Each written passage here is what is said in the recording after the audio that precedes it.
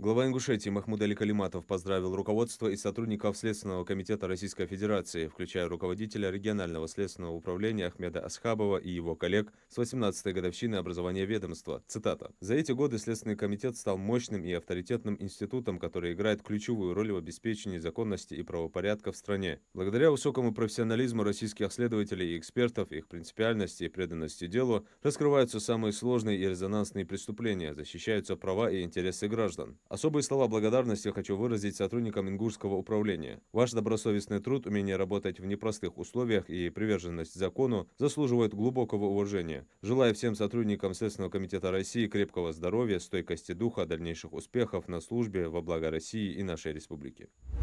В Министерстве сельского хозяйства и продовольствия Республики Ингушетия состоялось плановое рабочее совещание с руководителями сельскохозяйственных предприятий региона. Участники встречи обсудили ключевые вопросы подготовки к осенним полевым работам и текущее состояние дел в агропромышленном комплексе республики. В рамках совещания акцентировали особое внимание на необходимость обеспечения готовности сельскохозяйственной техники к предстоящему сезону и качественного семенного материала. Отдельный блок был посвящен вопросам финансовой дисциплины. Минсельхоз Ингушетии продолжит контролировать ход подготовки к осенним полевым работам и финансовую дисциплину предприятий АПК.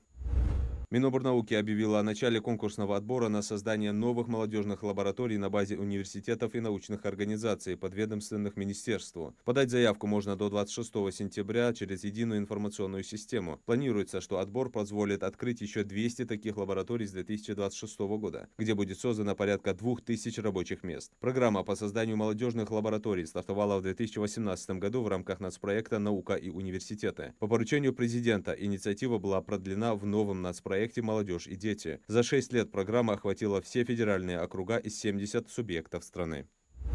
В Госдуме предложили ввести именную банковскую карту Достоевского с ежегодным пополнением на 10 тысяч рублей для приобретения книг. Такое предложение вице-спикер Госдумы Борис Чернышов из партии ЛДПР направил главе Минкультуры Ольге Любимовой. Согласно тексту документа, подобную меру хотят реализовать для учащихся в возрасте от 14 до 18 лет. Им предоставят возможность покупать произведения русской и зарубежной классической литературы, входящие в школьную программу и золотой фонд мировой литературы, а также произведения современных российских авторов, получившие положительные отзывы экспертного сообщества. Кроме того, учащиеся смогут тратить средства на покупку исторической и научно-популярной литературы. Сегодня свой профессиональный праздник отмечают работники нефтяной и газовой промышленности. Первая в России нефтяная скважина была пробурена в 1864 году на Кубани. На свою историю праздник ведет с советских времен. Статус государственного он получил 1 октября 1980 года по указу Президиума Верховного Совета СССР. Нефтяная промышленность включает разведку нефтяных и нефтегазовых месторождений, бурение скважин, добычу нефти и попутного газа, а также трубопроводный транспорт нефти. Работа тех, кто трудится в этой отрасли, очень нелегка. Эти люди зачастую рискуют своей жизнью и здоровьем.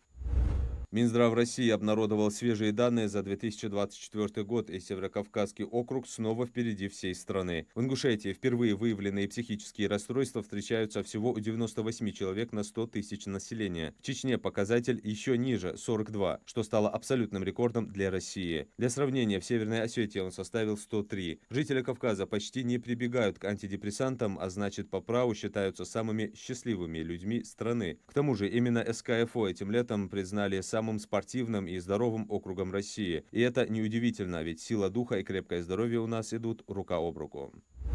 Этим вечером россияне смогут наблюдать полное лунное затмение, которое также называют кровавой луной. В максимальной фазе цвет спутника Земли изменится на красный. Как объясняют ученые, из-за преломления солнечного света Луна может окраситься в медно-красный оттенок. Такое может случиться только в полнолуние. При условии, что Земля, Луна и Солнце находятся на одной линии. Затмение начнется в 18:28 по московскому времени. Общая продолжительность всех фаз астрономического события составит 5 часов 27 минут. Полная теневая фаза, во время которой спутник Земли станет кровавым, начнется в 20:31 по московскому времени и продлится 1 час 22 минуты. Максимум можно будет наблюдать в 21:12. Во время полного затмения рядом с Луной также можно будет заметить яркую звезду. Это Сатурн. Он будет находиться вблизи спутника нашей планеты на протяжении всей ночи.